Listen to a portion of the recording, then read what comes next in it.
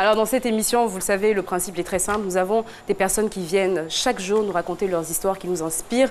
Et j'ai envie de dire comme ça qu'on ne sait pas à quel point on est fort jusqu'au moment où la vie nous oblige justement à l'être. Et c'est vraiment, j'ai envie de dire vraiment le résumé de notre appel à témoins qui va venir raconter son histoire. Mais bien avant, permettez-moi de vous donner le thème du jour. Je compense mon handicap en développant d'autres forces en moi. On est curieux de savoir de quoi il s'agit, mais avant de démarrer cet entretien, le portrait de notre invité. C'est parti. Notre invité du jour se nomme Christ Hadji. Âgé de 20 ans, il est le dernier d'une famille recomposée de 10 enfants. Avec une enfance plutôt heureuse, il grandit à Abobo dans une famille qui l'entoure d'amour. C'est en 2018, suite à des problèmes de santé, qu'il réussit son bac littéraire en candidat libre. Il est actuellement en première année de ressources humaines et communication à l'Université virtuelle de Côte d'Ivoire. Il crée également son propre label de musique. Christ Hadji a des idées plein la tête, sa passion, la communication et l'entrepreneuriat. Son objectif, devenir un jeune leader ou chef d'entreprise. Atteint d'une diplégie spastique de Little, Christ Hadji se définit comme un homme fort, ayant de la maturité. Il vient sur le plateau de ce midi nous faire part de son histoire. Recevons-le avec Jessica. Infiniment, et on le reçoit évidemment comme il se doit. On va se mettre debout pour recevoir notre invité, Hadji Christ Stéphane. Hadji Christ Stéphane, il est âgé de 20 ans. Il rêve d'être chef d'entreprise, d'être à la tête d'une entreprise de communication. Aux âmes bien nées, la valeur n'attend point le nombre des années. Et c'est vraiment le profil. Bonjour. Bonjour à vous. Bonjour Stéphane. Bonjour à vous. Bienvenue sur le plateau de C'est Midi. Merci à vous. On est très content de vous recevoir. Est-ce que vous sentez qu'on est content de vous recevoir? Oui, je le ressens. Le public, est-ce que vous êtes content de le recevoir? Stéphane, alors je rappelle, Hadji Christ Stéphane, vous avez 20 ans, vous êtes étudiant en communication à l'Université virtuelle de Côte d'Ivoire. Oui. Vous êtes issu d'une famille recomposée de 10 enfants. Vous êtes né à 6 mois et vous souffrez d'une diplégie statique. Alors, diplégie spatique, connue encore sous le nom de la maladie ou syndrome de Little. Oui. Alors, bienvenue sur le plateau encore une fois. Merci à vous. Fou. C'est-à-dire que je pense que les téléspectateurs vont découvrir votre personnalité parce qu'elle est assez forte. Vous avez tellement de choses à faire découvrir. Bon, on va y aller. Alors, vous êtes né à 6 mois. Oui. Bon, je pense qu'à 6 mois, vous ne saviez pas trop ce qui se passait. Mais qu'est-ce que les parents vous ont dit justement? Qu'est-ce qui s'est passé? C'est-à-dire, ma mère revenait d'un voyage et d'un coup, elle a eu des contractions. Et quelques heures après, je suis né. Donc, la maladie que j'ai, ce sont les séquelles que j'ai aujourd'hui. C'est soit mental ou soit physique. Et moi, le problème que j'ai eu, il est physique. D'accord. Parce qu'en fait, vous êtes né 6 mois. Normalement, un enfant, c'est 9 mois, on le sait tous. Oui. 6 mois prématuré, donc il peut avoir des répercussions. Évidemment. D'accord, ok. Alors, vous allez avoir 1 an.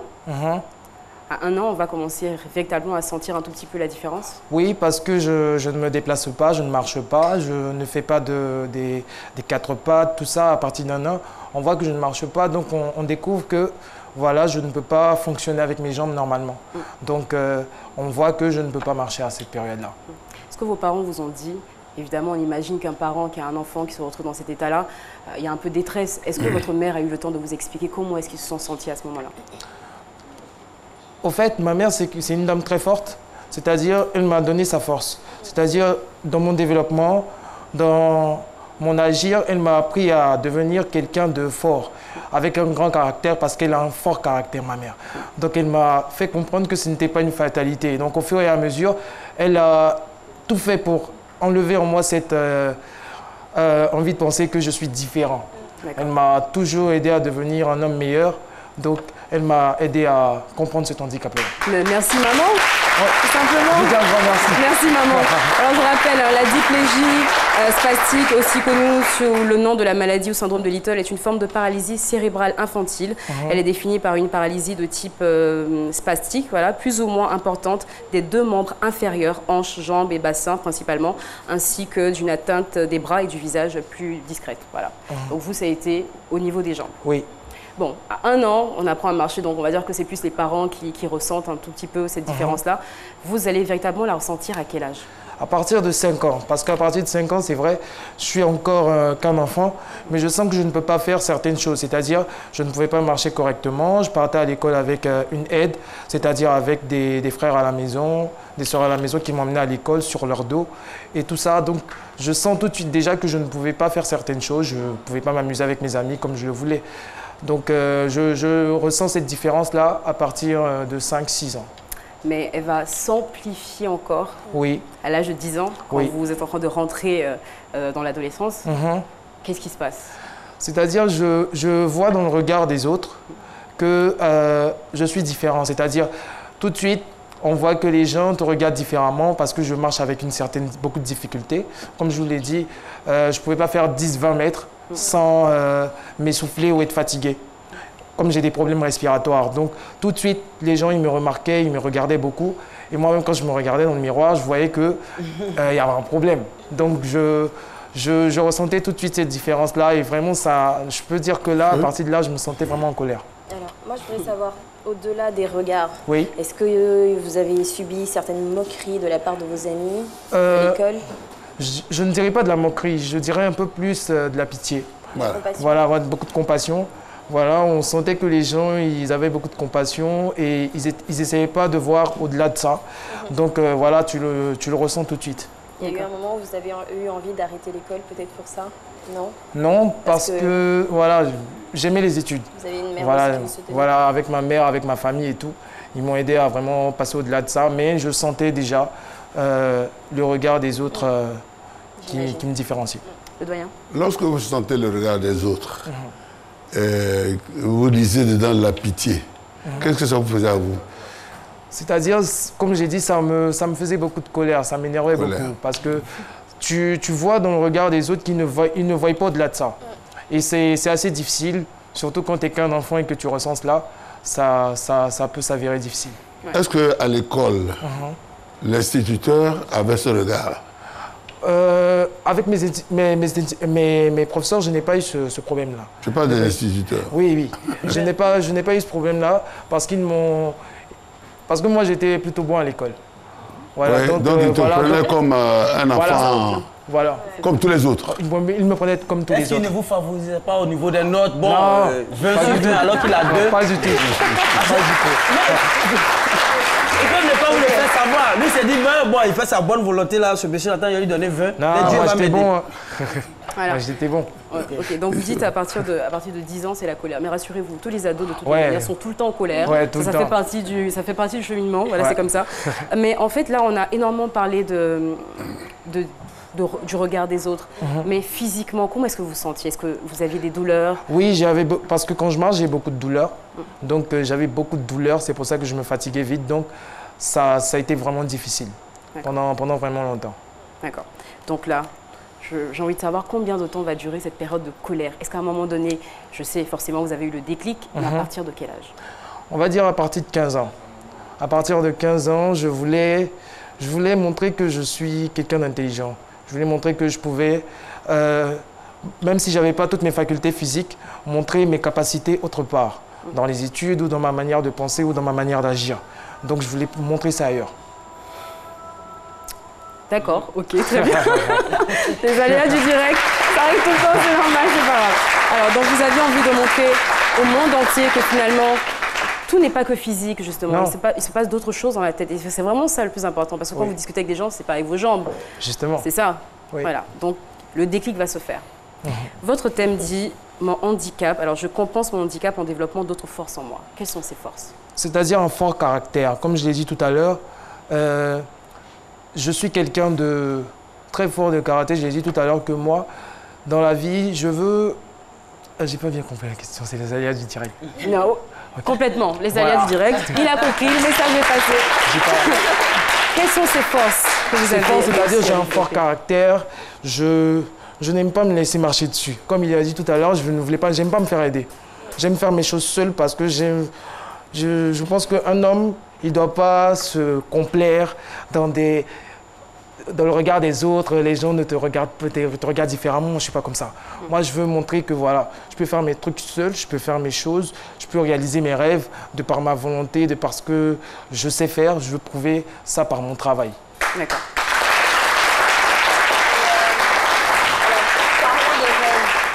Quel est votre plus grand rêve? Mon plus grand rêve, c'est de devenir un grand homme de la communication et dans le monde de l'entrepreneuriat. Et ça se fera. Ouais, je pense. Sans aucun doute, quand on a une telle personnalité, ça ne peut qu'arriver. Oui, le doyen. Je voulais vous... je voulais vous demander, Oui. qu'est-ce que ça vous dit cette expression qui dit... comment vous appelez? Christ. Vous dites, il y a quelque chose qui se passe dans la maison, et on arrive, on dit, ah, c'est Christ. Bon, ça fait rien. Parce que c'est Christ, ça fait rien. Est-ce que c'est déjà arrivé? Parce que vous savez, les parents, par moment, quand vous avez fait une bêtise, ils s'en foutent de qui tu es. Oui. C'est le premier, le deuxième, le dixième. Non, je ne parle pas forcément des parents, mais je veux dire, quelqu'un, un voisin, quelqu'un, il y a quelque chose qui se passe dans la cour, dans le voisinage, c'est Christ. Bon, ça fait rien. Est-ce que c'est déjà arrivé? Bon, Qu'on vous fasse des faveurs, peut-être à cause de votre... bon, oui, on peut te faire des faveurs par moment, mais pas dans ma famille. C'est-à-dire, dans ma famille, on n'a jamais accepté que voilà, je me complaise ou que je mette au devant cet handicap-là. Ils ont toujours voulu que je sois quelqu'un de fort de caractère.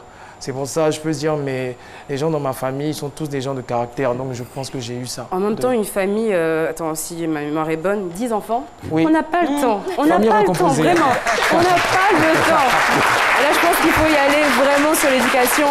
Je pense que vos parents ont vraiment mis un point d'honneur sur votre éducation et ça se voit. Oui. D'ailleurs, papa, maman, merci. D'ailleurs, maman est là. Maman va se lever. Est-ce que maman est là? Oh. Alors, je crois que on va vous arracher un petit mot après. Parce que je suis sûre qu'il y a d'autres choses qu'il ne nous dit pas. Là, il arrive là, le mec parfait, beaucoup de caractère, mais je suis qu'il y a beaucoup de bêtises derrière. Alors, Chris, on a eu le déclic. Vous Oui. avez finalement trouvé la force justement d'avancer, de transformer ce handicap en force. Mais il va avoir quand même de petits problèmes, Oui. de petits obstacles. Par exemple, quand vous êtes au lycée, qu'est-ce qui Oui. se passe? J'étais au lycée en première, après le premier trimestre, et j'ai fait une chute en revenant des cours. Et quand j'ai fait la chute, je me suis déboîté le genou. Wow. Donc je ne pouvais plus aller en cours. Et ils étaient obligés de me faire une éviction scolaire, donc je devais reprendre mon année. Donc ça a été un nouveau coup dur pour moi, mais quand on m'a demandé de reprendre, j'ai refusé. Quand on m'a demandé de reprendre l'année suivante, j'ai refusé. Mais qu'est-ce que vous allez faire? Vous refusez de reprendre l'année scolaire, vous ne pouvez pas aller en cours, qu'est-ce que vous faites? Oui. Je décide de faire le bac en candidat libre. Vous êtes en première. Oui, Je rappelle que vous n'avez pas fini l'année. oui, Enfin, je récapitule. oui, Vous savez, une année, c'est plusieurs trimestres. ouais, Donc vous êtes qu'au premier. oui, Vous ne pouvez pas aller en cours. oui. Et vous décidez de passer le bac. Ouais. Ok, la suite, je suis curieuse. Donc je décide de passer le bac en candidat libre. Au début, on ne me comprenait pas, mais je ne voulais pas perdre du temps. Parce que moi, je n'aime pas perdre du temps sur ce que j'ai des objectifs dans la tête plein.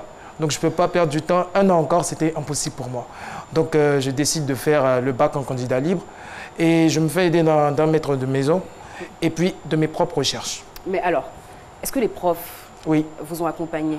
Non. Parce que j'imagine les gens doivent se dire, mais non, c'est pas raisonnable du Des tout, tu vas pas y professeurs arriver. venaient me voir à la maison pour me demander de faire la première et de passer l'année, cette année-là, le bac en candidat libre en fin d'année parce qu'ils pensaient que c'était un peu trop risqué.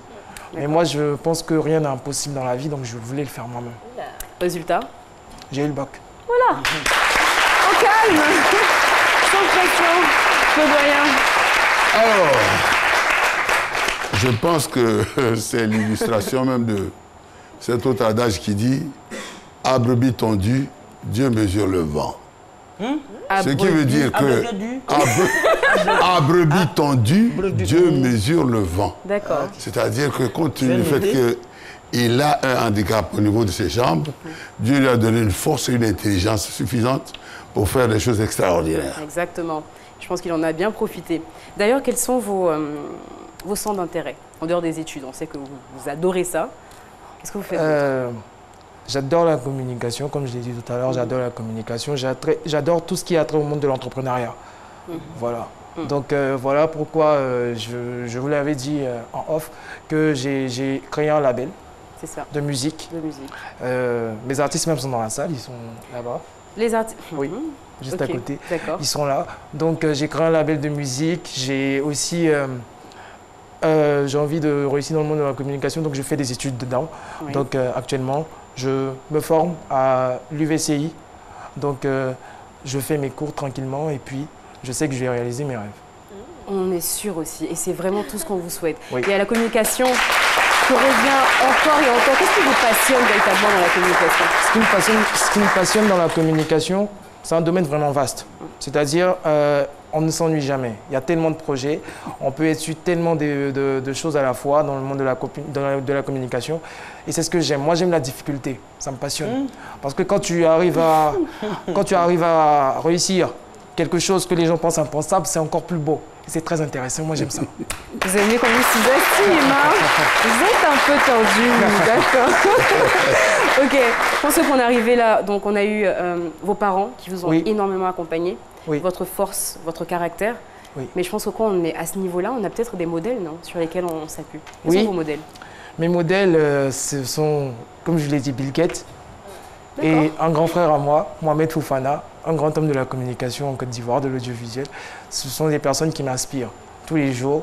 Voilà, comme je vois mon grand frère Mohamed Fofana tous les jours travailler, ça m'inspire. Quand je vois ce que Bill Gates a réalisé, vraiment ça me plaît. Il est devenu milliardaire en créant un ordinateur. Oui. C'est pour dire que c'est possible. Moi, j'ai toujours dit que moi, avant 30 ans, je vais devenir milliardaire. Oh. Amen. On me dit souvent que c'est fou.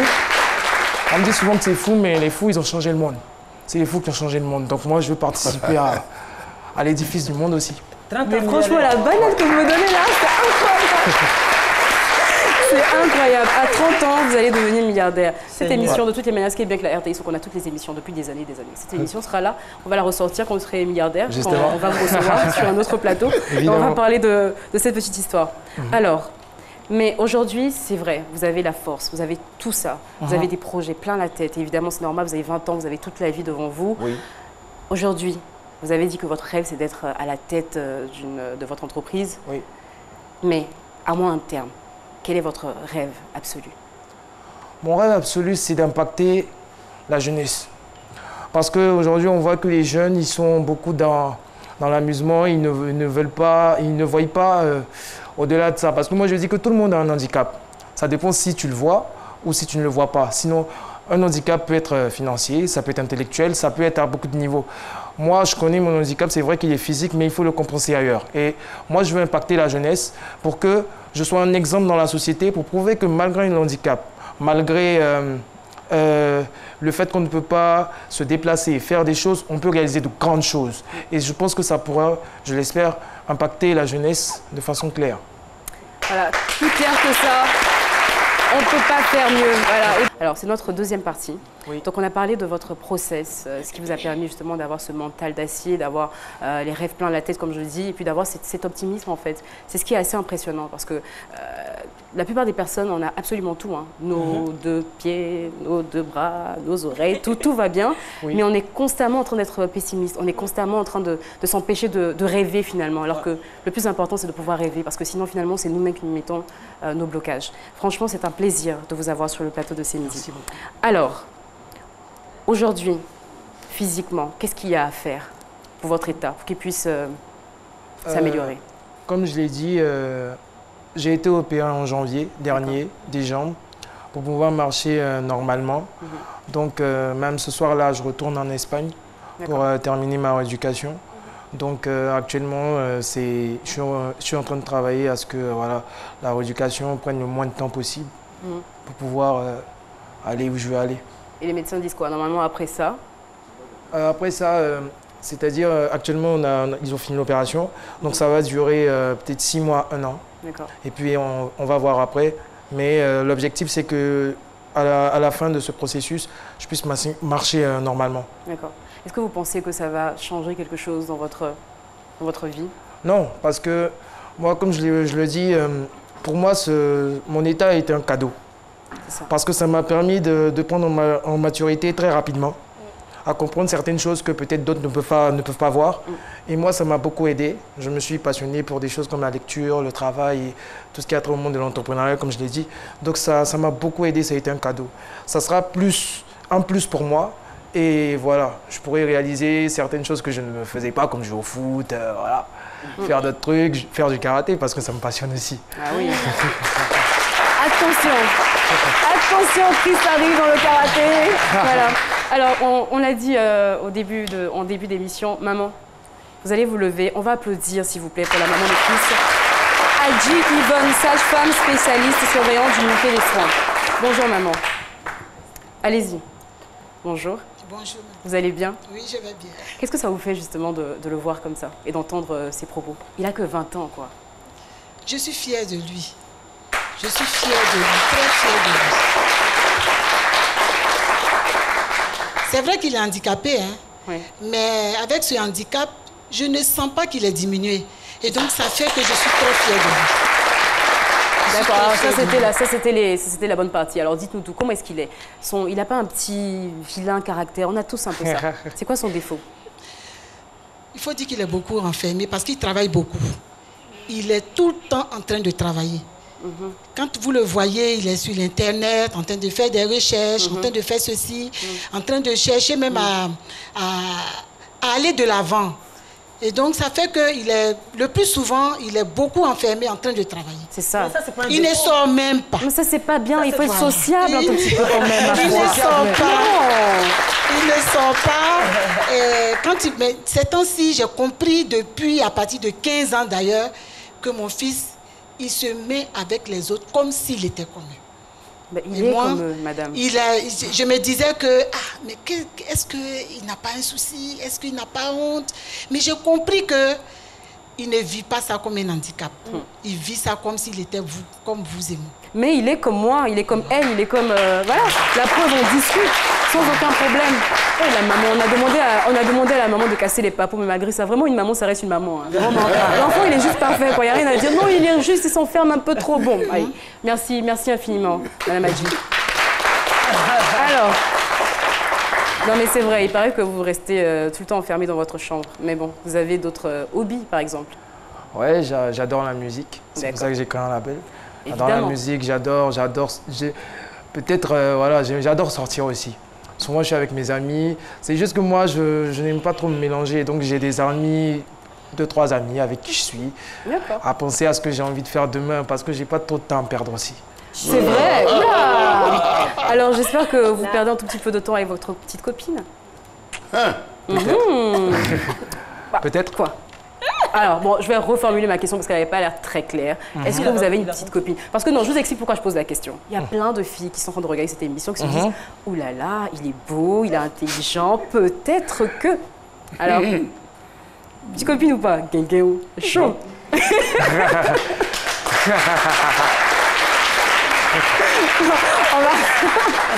Je vous accorde le joker là-dessus, parce qu'après, on va créer des problèmes pour ça, il n'y a pas de problème. Alors, on est pratiquement à la fin de cet échange, mais j'ai vraiment une question qui me turlupine un tout petit peu. Est-ce que être handicapé en Côte d'Ivoire, est-ce que c'est facile, de façon pratique? Est-ce qu'il y a tout ce qu'il faut, par exemple, quand vous allez au supermarché? Est-ce qu'il y a des commodités pour les personnes handicapées? Non, parce que j'en vois pas beaucoup. Non, parce que voilà, dans les transports en public ou dans l'entrée de certains lieux, ils n'ont pas prévu de rampe pour les handicapés. Et c'est vraiment difficile pour les personnes qui sont en situation de handicap d'accéder à certains lieux et aussi à certains emplois. Et voilà, on ne permet pas aux handicapés de vraiment extérioriser leurs pensées. Et je crois que c'est ce qui fait que beaucoup d'handicapés sont enfermés. Je crois que l'État doit faire beaucoup d'efforts, peut-être plus d'efforts, pour que les handicapés se sentent plus à l'aise au niveau des entrées, au niveau des emplois, pour que vraiment, je crois que les handicapés soient plus épanouis. Au niveau des transports en commun aussi? Oui. C'est très important. D'accord, c'est vrai. Je pense que c'est important, il faut le mentionner. Parce que j'en vois pas beaucoup. Ici, à la RTI, on a pensé à tout ça. Mais parfois, vous allez dans les supermarchés, il n'y en a pas. Vous allez dans des hôpitaux, parfois aussi, il n'y en a pas, malheureusement. Et donc, je pense qu'il faut le faire. Alors, on va revenir rapidement sur l'opération. Oui. Justement, aujourd'hui, vous devez partir là ce soir. Oui, ce soir. L'opération. Oui. Et est-ce qu'au niveau de l'opération, c'est maman, papa qui gère absolument tout, c'est ça? J'en profite pour remercier la présidence. La présidence a beaucoup aidé à ce que je puisse y aller. Donc là, aujourd'hui, on repart. Et voilà, s'il y a des personnes qui peuvent aider aussi à ce que voilà, on puisse m'aider à réaliser mes rêves, ça serait vraiment plaisant. Ça serait très redevable. Nous aussi. Nous aussi, mais comme je dis, c'est vraiment un bonheur de vous avoir, surtout le lundi. Il n'y a rien de mieux pour démarrer une semaine comme ça. Et justement, vous êtes coach de motivation, c'est ça? Vous donnez J'ai déjà donné des conférences de motivation. à des personnes, plusieurs de 4-5 conférences comme ça, où des gens avaient besoin de... Oui, je fais ça aussi. En fait, bon, enfin, je ne sais pas quoi dire. Vous avez 20 ans. Oui. 20 ans.